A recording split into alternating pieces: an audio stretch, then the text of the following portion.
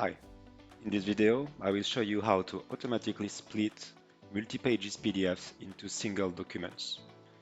In our example, we will use this PDF file that contains an invoice on the first 3 pages, another invoice, different one on the 4th page, and for the 2 last pages we have some random ID documents.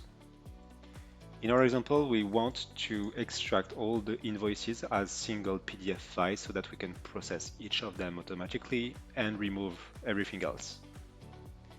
Using Mindee, you can create a new model that will do that for you automatically.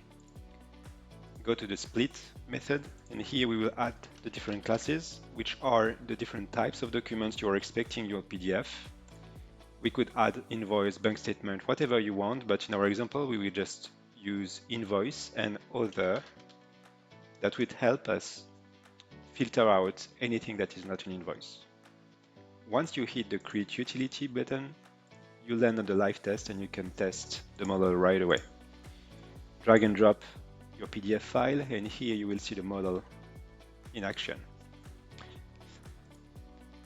Here the pages from 0 to 2, so those are the indexes in the PDF, so it's the page 1 to 3 was identified accurately as an invoice.